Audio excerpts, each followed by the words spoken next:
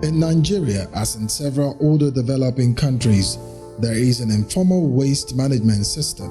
Nigeria generates an estimated 32 million tons of solid waste per year, one of the highest amounts in Africa, of which 2.5 million tons of this waste is plastic.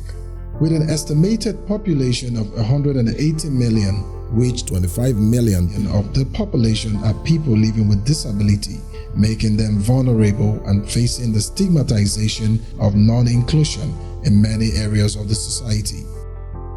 Propcom's strategy for integrating people living with disabilities within mainstream interventions was to improve the capacity of implementing partners and encourage a change in parts or the overall business functioning to accommodate people living with disability.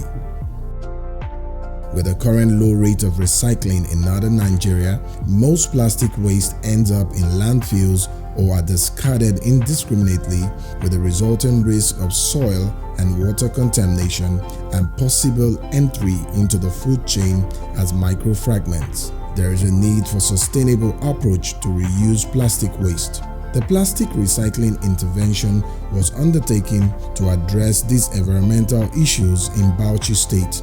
Working with a social entrepreneur, E-Trash to Cash, in year 2, the partner sensitized over 4,500 households on waste management and engaged 50 agents to coordinate their waste collection.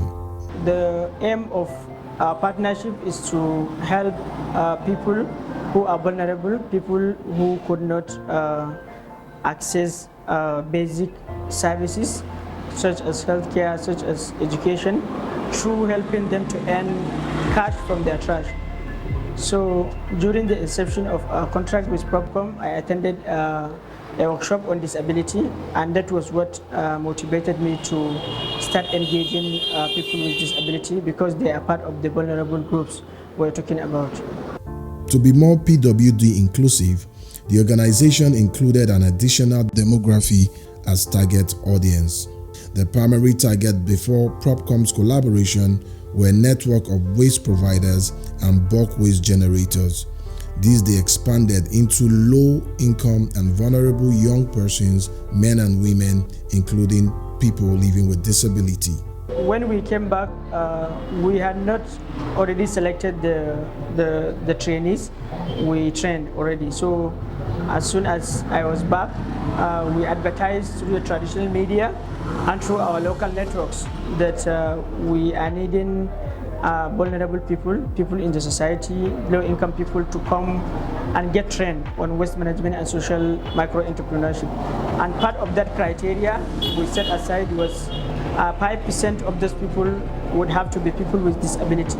So through our own networks and through the traditional media, we advertised that and we incorporated the people with disability.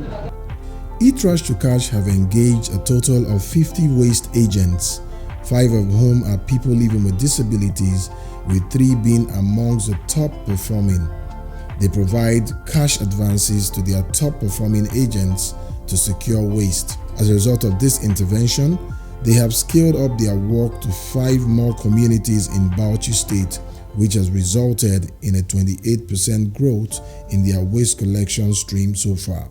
This also led to the inclusion of 3 other waste streams. A wata mukan siyar musu kaman ton 2.5, sannan kuma kaman hard plastics, fasassun robobi, mukan siyar musu kaman kilo 800. Kaman ledar pure water muna siyar musu kaman kilo 400 zuwa 450.